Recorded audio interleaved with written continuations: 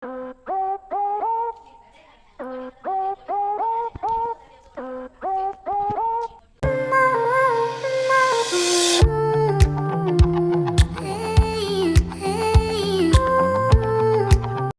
Hello welcome back to my channel. ನಾನು Monica ಮಾತಾಡ್ತಾ ಇದ್ದೀನಿ. ಎಲ್ಲರೂ ಹೇಗಿದ್ದೀರಾ ಸ್ನೇಹಿತರೆ? ಐ ಹೋಪ್ ಎಲ್ಲರೂ ಆರಾಮಾಗಿದ್ದೀರಾ ಅಂತ ಭಾವಿಸ್ತೀನಿ. ಇವತ್ತಿನ ವೀಡಿಯೋನ ಶುರು ಮಾಡೋದಕ್ಕಿಂತ ಮುಂಚೆ ಯಾರೆಲ್ಲ ನನ್ನ ಚಾನಲ್ನ ಹೊಸದಾಗಿ ನೋಡ್ತಾ ಇದ್ದೀರಾ, ಸಬ್ಸ್ಕ್ರೈಬ್ ಆಗಿಲ್ಲ ಅಂದರೆ ದಯವಿಟ್ಟು ಸಬ್ಸ್ಕ್ರೈಬ್ ಮಾಡ್ಕೊಂಡು ನೋಡಿ. ನೀವು ಇವಾಗ ನೋಡ್ತಾ ಇರೋದು ಮನಿ ಪ್ಲಾಂಟು ಪಾಟ್ಸ್ಗಳನ್ನ ನಾನು ಇದು ತೊಗೊಂಬಂದಿದ್ದೀನಿ. ಇದ್ರ ವೀಡಿಯೋನ ನಾನು ಹಾಕಿದ್ದೆ. ನನಗೆ ಎರಡನ್ನೂ ದೇವ್ರ ಮನೆ ಮುಂದೆ ಇಟ್ಟಿದ್ದೀನಿ. ಸಂಜೆ ಆಗಿದೆ, ದೀಪ ಹಚ್ಚಿ ಸಹ ಆಗಿದೆ. ಸ್ನೇಹಿತರೆ, ನೀವು ನೋಡ್ತಾ ಇರ್ಬೋದು, ಈರುಳ್ಳಿನ ಗ್ರೈಂಡ್ ಮಾಡಿ ಇಟ್ಕೊಂಡಿದ್ದೀನಿ. ಗ್ರೈಂಡ್ ಮಾಡಿ ಅದರದ್ದು ರಸನೂ ಸಹ ನಾನು ತೆಗ್ದಿದ್ದೀನಿ. ನನಗೆ ಯಾವಾಗ ಏರ್ ಫಾಲ್ ಜಾಸ್ತಿ ಆಗ್ತಾಯಿದೆ ಅನಿಸುತ್ತೋ ಅವಾಗೆಲ್ಲ ನಾನು ಈ ಇಂಗ್ರೀಡಿಯೆಂಟ್ಸ್ನ ಬಳಸಿ ಏರ್ ಫಾಲ್ ಕಂಟ್ರೋಲ್ ಮಾಡ್ಕೊತೀನಿ. ಈರುಳ್ಳಿಯಲ್ಲಿ ಸಲ್ಫರ್ ಅಂಶ ಅಧಿಕ ಪ್ರಮಾಣದಲ್ಲಿರುತ್ತೆ. ಇದರಲ್ಲಿ ಮಿನರಲ್ಸ್ ಹೆಚ್ಚಾಗಿರುತ್ತೆ. ಮಿನರಲ್ಸ್ ಹೆಚ್ಚಾಗಿರೋದ್ರಿಂದ ಬ್ಲಡ್ ಸರ್ಕ್ಯುಲೇಷನ್ ತುಂಬ ಚೆನ್ನಾಗಿ ಆಗ್ತಾ ಇರುತ್ತೆ. ಮೇಯ್ನು ಬ್ಲಡ್ ಸರ್ಕ್ಯುಲೇಷನ್ ಚೆನ್ನಾಗಾದರೆ ನಮ್ಮ ಕೂದಲಿನ ಬುಡ ಅಥವಾ ಬೇರು ಅಂತ ಹೇಳ್ತೀವಲ್ಲ, ಅದು ಗಟ್ಟಿಯಾಗಿರುತ್ತೆ. ಅದು ಗಟ್ಟಿಯಾಗಿರೋದ್ರಿಂದ ನಮ್ಮ ಏರ್ ಫಾಲು ಆಗೋದನ್ನು ಕಂಟ್ರೋಲ್ ಮಾಡುತ್ತೆ. ಸ್ನೇಹಿತರೆ ನೋಡಿ, ನಾನು ಈರುಳ್ಳಿನ ಗ್ರೈಂಡ್ ಮಾಡಿ ಇಟ್ಕೊಂಡಿದ್ದೀನಿ. ಈರುಳ್ಳಿನಾದರೂ ನೀವು ಗ್ರೈಂಡ್ ಮಾಡ್ಕೊಬೋದು ಅಥವಾ ಅದ್ರ ಸಿಪ್ಪೆ ಆದರೂ ಸಹ ನಾವು ಗ್ರೈಂಡ್ ಮಾಡಿ ಇಟ್ಕೊಬೋದು. ಸಿಪ್ಪೆಯಿಂದನೂ ಸಹ ತುಂಬ ಉಪಯೋಗ ಆಗುತ್ತೆ. ಈರುಳ್ಳಿನಾಗಲಿ ಅಥವಾ ಸಿಪ್ಪೆನಾಗಲಿ ಗ್ರೈಂಡ್ ಮಾಡಿ ಇಟ್ಕೊಂಡು ಅದ್ರ ರಸನ ಹಿಂಡಿ ನಾವು ಇಟ್ಕೊಂಡು ನಾವೊಂದು ಸ್ಪ್ರೇ ಬಾಟಲ್ಗೆ ಹಾಕೊಬೋದು. ನೋಡಿ, ನಾನು ಈ ಸ್ಪ್ರೇ ಬಾಟಲ್ಗೆ ನಾನು ಆನಿಯನ್ ಜ್ಯೂಸನ್ನ ಹಾಕಿಟ್ಟಿದ್ದೀನಿ. ಇದಕ್ಕೆ ನಾವು ಬೇಕಾದರೆ ಈ ವಿಟಮಿನ್ ಇ ಕ್ಯಾಪ್ಸಲ್ಲು ಅಥವಾ ಕ್ಯಾಸ್ಟ್ರಾಲ್ ಆಯಿಲ್ನ ನಾವು ಆ್ಯಡ್ ಮಾಡ್ಕೊಬೋದು. ಸ್ನೇಹಿತರೆ, ಇನ್ನೂ ಉಪಯೋಗ ಜಾಸ್ತಿ ಆಗುತ್ತೆ. ನಾನೀಗ ಸ್ಪ್ರೇ ಬಾಟಲ್ಗೆ ಹಾಕಿಟ್ಕೊಂಡಿದ್ದೀನಿ. ಇದನ್ನು ಫ್ರಿಜ್ಜಲ್ಲಿ ಇಡ್ತೀನಿ. ಬೆಳಗ್ಗೆ ಎದ್ದ ತಕ್ಷಣ ಈಗ ಏರ್ಗೆ ಸ್ಪ್ರೇ ಮಾಡಿಕೊಂಡು ಒಂದು 2-3 ಅವರ್ ಬಿಟ್ಟು ನಾನು ಏರ್ ವಾಶ್ ಮಾಡ್ತೀನಿ. ಸ್ನೇಹಿತರೆ, ಈ ಥರ ಮಾಡ್ತಾ ಬಂದರೆ ನಮಗೆ ಏರ್ ಫಾಲ್ ಖಂಡಿತ ಕಂಟ್ರೋಲ್ ಆಗುತ್ತೆ. ತುಂಬ ಚೆನ್ನಾಗಿ ಏರ್ ಗ್ರೋತ್ ಸಹ ಆಗುತ್ತೆ. ನಾನು ತುಂಬ ದಿನದಿಂದ ನಾನು ಈ ಇಂಗ್ರೀಡಿಯೆಂಟ್ಸ್ನ ನಾನು ಬಳಸ್ತಾ ಇದ್ದೀನಿ. ನನಗೆ ಏರ್ ಫಾಲ್ ಖಂಡಿತ ನನಗೆ ಕಂಟ್ರೋಲ್ ಆಗಿದೆ. ಸ್ನೇಹಿತರೆ, ನಿಮಗೂ ಸಹ ಏರ್ ಫಾಲ್ ಹೆಚ್ಚಾಗಿದ್ದರೆ ನೀವು ಸಹ ಒಂದು ಸಲ ಟ್ರೈ ಮಾಡಿ. ಖಂಡಿತ ನಿಮಗೆ ಇದು 100% ರಿಸಲ್ಟ್ ಕೊಡುತ್ತೆ ಅಂತ ಹೇಳ್ತಾ ಇದ್ದೀನಿ. ನೈಟ್ ಊಟಕ್ಕೆ ಇನ್ನೂ ಏನೂ ರೆಡಿ ಮಾಡಿಲ್ಲ ಸ್ನೇಹಿತರೆ. ಒನ್ ಟೈಮ್ಗೆ ಅನ್ನ ಸಾಂಬಾರು ಮಾಡಬೇಕಂದ್ರೆ ಸ್ವಲ್ಪ ಬೋರ್ ಅನ್ನಿಸ್ತು. ಓಟ್ಸ್ ಇತ್ತು, ಓಟ್ಸಲ್ಲಿ ಏನಾದರೂ ಮಾಡೋಣ ಅಂದ್ಕೊಂಡೆ. ಓಟ್ಸಲ್ಲಿ ಯಾವಾಗಲೂ ನಾನು ಗಂಜಿನೇ ಮಾಡ್ತಾಯಿರ್ತೀನಿ. ಗಂಜಿ ಅಷ್ಟೇ ಮಾಡಿರೋದು. ಗಂಜಿ ಬಿಟ್ಟರೆ ಬೇರೆ ಏನೂ ಮಾಡಿಲ್ಲ ನಾನು ಇದುವರೆಗೂ. ಅದು ಕುಡಿಯೋದಕ್ಕಷ್ಟೇ ಚೆನ್ನಾಗಿರುತ್ತೆ, ತಿನ್ನೋದಕ್ಕಾಗಲ್ಲ. ಆ ಥರ ನಾನು ಗಂಜಿ ಮಾಡ್ತಾಯಿರ್ತೀನಿ.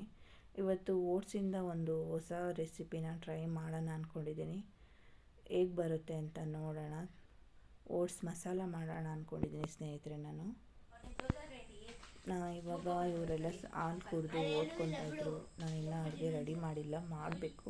ಮಾಡಿದ್ಮೇಲೆ ಇವ್ರನ್ನ ಕರಿತೀನಿ.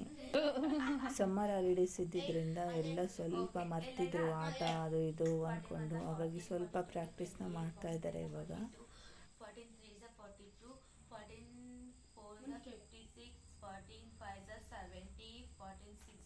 ಅವರೆಲ್ಲ ಓದಿ ಮುಗಿಸೋ ಅಷ್ಟರಲ್ಲಿ ನಾನು ಓಟ್ಸ್ ಮಸಾಲ ಮಾಡೋಣ ಅಂತೇಳಿ ಬಂದೆ ಸ್ನೇಹಿತರೆ. ನೀವು ನೋಡ್ತಾ ಇರ್ಬೋದು, ಇವಾಗ ನಾನು ಸ್ವಲ್ಪ ಆಯಿಲ್ ಹಾಕ್ಬಿಟ್ಟು ಅದಕ್ಕೆ ಕಡಲೆಬೇಳೆನ ಹಾಕ್ತಾಯಿದ್ದೀನಿ. ನಾನು ಇದನ್ನು ಫಸ್ಟ್ ಟೈಮ್ ಟ್ರೈ ಮಾಡಿರೋದು. ಯಾರೂ ಹೇಳಿಲ್ಲ ಮತ್ತು ನಾನು ಎಲ್ಲೂ ನೋಡಿಲ್ಲ. ಫಸ್ಟ್ ಟೈಮ್ ಟ್ರೈ ಮಾಡ್ತಾಯಿದ್ದೀನಿ. ಹೇಗೆ ಬರುತ್ತೆ ಅಂತ ನೋಡೋಣ. ನಾನೀಗ ಕಡಲೆಬೇಳೆ ಜೊತೆಗೆ ಸ್ವಲ್ಪ ಉದ್ದಿನಬೇಳೆನೂ ಸಹ ಹಾಕಿದ್ದೀನಿ. ಈಗ ಜೀರಿಗೆನ ಹಾಕ್ಕೊತಾ ಇದ್ದೀನಿ ಸ್ನೇಹಿತರೆ. ಕಡಲೆಬೇಳೆ ಉದ್ದಿನಬೇಳೆ ಹಾಕಿರೋ ಉದ್ದೇಶ ಏನಂದರೆ ಮಧ್ಯ ಅದು ಸ್ವಲ್ಪ ಕ್ರಿಸ್ಪಿ ಥರ ಸಿಗ್ತಾ ಇರುತ್ತೆ ಬಾಯಿಗೆ ಅಂದ್ಬಿಟ್ಟು ಅದನ್ನು ಹಾಕಿದ್ದೀನಿ. ಈಗ ನಾನು ಸಣ್ಣದಾಗಿ ಹಚ್ಚಿಟ್ಕೊಂಡಿರೋ ಈರುಳ್ಳಿನ ಹಾಕಿದ್ದೀನಿ. ಈರುಳ್ಳಿ ಎಲ್ಲ ಚೆನ್ನಾಗಿ ಫ್ರೈ ಆಗಬೇಕು. ಬೀನ್ಸ್ನ ಹಾಕ್ತಾಯಿದ್ದೀನಿ ಸ್ನೇಹಿತರೆ. ಬೀನ್ಸು ನಾನು ಸ್ವಲ್ಪ ಹಾಕಿದ್ದೀನಿ. ಕ್ಯಾರೆಟನ್ನು ನಾನು ಜಾಸ್ತಿ ಹಾಕಿದ್ದೀನಿ. ಕ್ಯಾರೆಟು ನಮ್ಮ ಮನೇಲಿ ಎಲ್ರಿಗೂ ತುಂಬ ಇಷ್ಟ, ಹಾಗಾಗಿ ನಾನು ಕ್ಯಾರೆಟ್ನ ಜಾಸ್ತಿ ಹಾಕಿದ್ದೀನಿ. ಚೆನ್ನಾಗಿ ಕ್ಯಾರೆಟ್ ಎಲ್ಲ ಸ್ವಲ್ಪ ಫ್ರೈ ಆದಮೇಲೆ ನಾನು ಇವಾಗ ಟೊಮೊಟೊನ ಹಾಕ್ತಾಯಿದ್ದೀನಿ.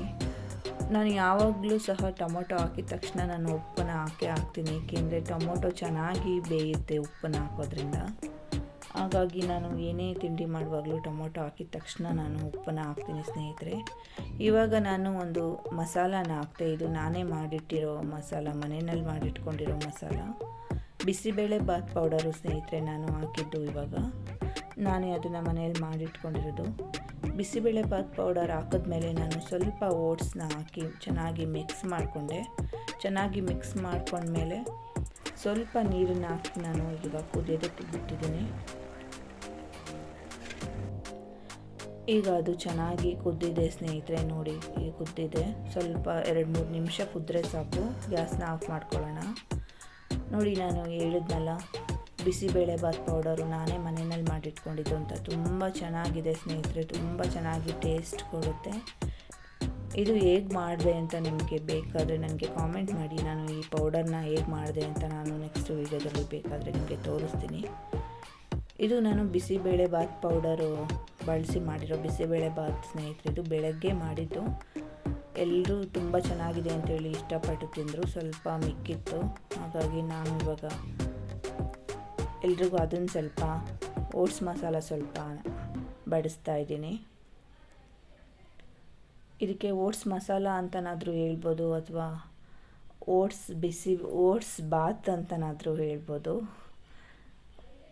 ತುಂಬ ಚೆನ್ನಾಗಾಗಿದೆ, ಸೇಮ್ ಬಿಸಿಬೇಳೆ ಬಾತ್ ಥರನೇ ಇರುತ್ತೆ.